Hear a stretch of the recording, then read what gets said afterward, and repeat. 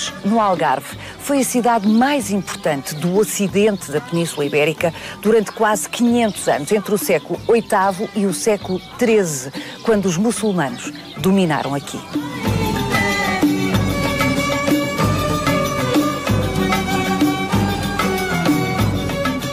Foi aqui, em Silves, a última grande capital do Garbe al-Andalus, que Al-Mutamid, o maior dos reis poetas, teve uma juventude feliz.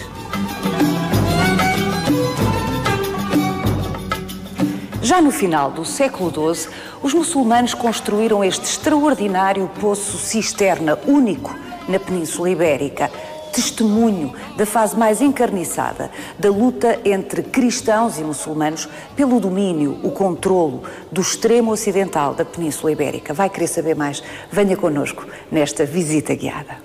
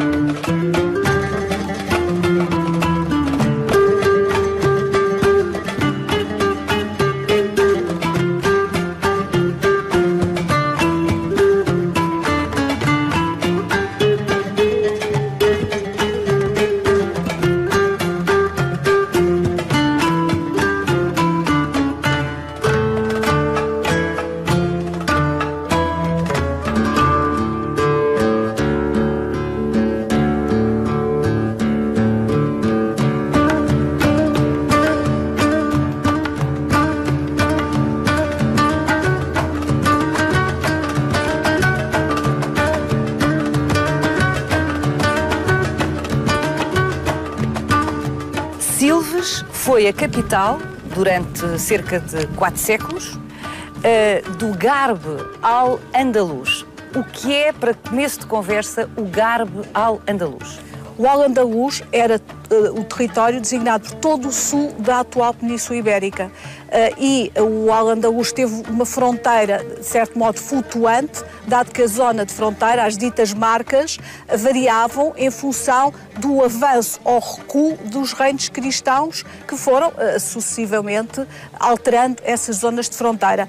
Esse grande território corresponde, grosso modo, a uma zona, uma fase final, entre Zaragoza, por cima, um pouco acima de Madrid e por cima de Coimbra, toda uma zona de fronteira que ocupava esse território, e normalmente, em relação às comunidades do século X e aos reinos califais, todo esse território era ocupado pelas comunidades muçulmanas.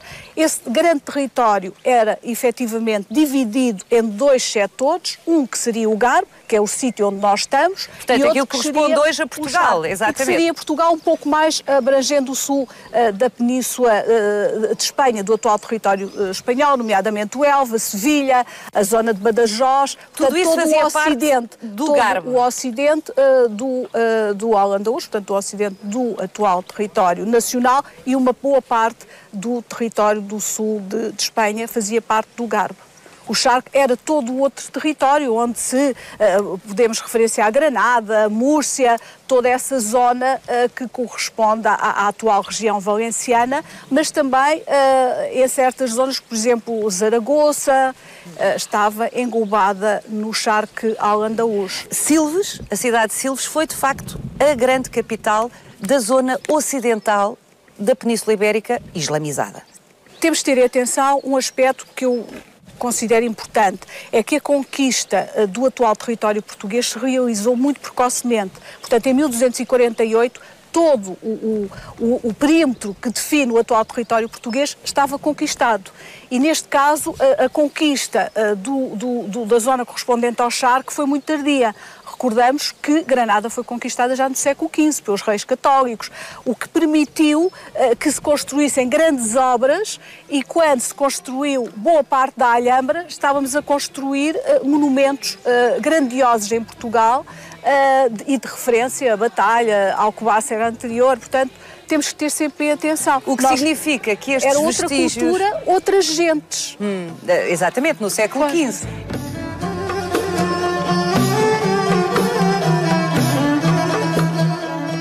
Mas aquilo que nós vemos aqui, estes vestígios, correspondem a dois palácios, vamos concentrar-nos neste, dois palácios dos finais do século XII. 1248, data da conquista dita definitiva de Silves aos muçulmanos, pelos cristãos. Pelos cristãos. Muito bem, portanto, foi aí que os muçulmanos tiveram que retirar. E quem é que vivia aqui? Seria o governador de Silves. O governador de Silves, que seria o último governador, Ibn Mahfud. Portanto, aqui, neste palácio, e no setor que pusemos à vista, corresponde à zona do complexo de banhos. Teria um grande pátio central e depois um complexo de banhos privativo, com águas frias, tépidas e quentes, em tinas, e que são muito semelhantes àquelas que ocorrem em relação ao Palácio de Yusuf I em Granada e que é contemporâneo deste. Do outro lado, que praticamente foi todo escavado, temos o Palácio do chefe militar. Porquê um chefe militar? Porque antes de entrar no palácio propriamente dito, há uma porta que permitia o acesso àquela torre. Portanto, só alguém ligado à defesa é que... E uma alta patente. E uma alta patente é que poderia aceder ao interior daquela torre, onde eventualmente viviam alguns dos soldados. Este palácio tem duas áreas distintas, que é uma zona semi-privada, e tem depois uma zona privada que daria acesso à zona de cozinha e ao complexo de banhos. O complexo de banhos deste palácio é completamente diferente do outro, dado que este complexo de banhos era um banho turco e a vapor. Vivia-se lindamente aqui. Vivia-se lindamente. E depois... Não só em Silves, como particularmente nestas construções. Aliás, há um poema, é de Maomé. Há uma referência de Maomé que diz que, de facto, os muçulmanos que viessem para o Al-Andalus viveriam muito bem. Seriam felizes? Seriam felizes. Nos confins do Ocidente, Maghreb, há uma ilha chamada Al-Andalus. O meu povo a conquistará depois de mim, e os homens que aí morrerem serão mártires, e os vivos combatentes felizes. Estamos a falar de uma ocupação islâmica desde o século VIII. Desde o século VIII. Desde 713 até 1248, portanto, com um hiato de 2 anos, quando foi a primeira, digamos, a primeira grande conquista cristã com Dom Sancho I. 2 anos depois dessa primeira investida, os muçulmanos voltaram a recuperar este território que ocupavam há quase 4 séculos e remodelaram os palácios. No entanto, após a conquista definitiva, como é óbvio, ficaram grande parte dos testemunhos desses cotidianos. E dentro desses cotidianos, os palácios foram abandonados, incendiados, e desses cotidianos temos belíssimos objetos em cerâmica, temos também objetos em vidro, e que nos permitem fazer a reconstituição do que se fazia aqui, mas também pequenas particularidades ligadas ao cotidiano, como é o caso de crianças. Eu posso dizer que aqui haviam crianças, porque encontrei uma boneca, encontrei marcas de jogo e possivelmente ou os adultos jogavam ou, de facto, as mães brincavam com as crianças nos pátios dos palácios. Jogos de tabuleiro, não é? Jogos de tabuleiro, claro, nos pátios dos palácios.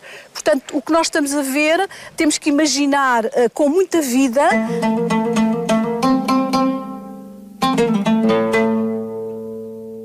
Na boa madeira mediterrânica, o jardim permitia a articulação dos distintos compartimentos das casas. Os jardins eram importantes não só para a refeição, muitos deles podiam ter poços ou barulho de água, até através de pequenos canaletos, conforme aquele pequeno jardim que ali vimos, tinha água a correr, portanto ouvia-se o barulho da água.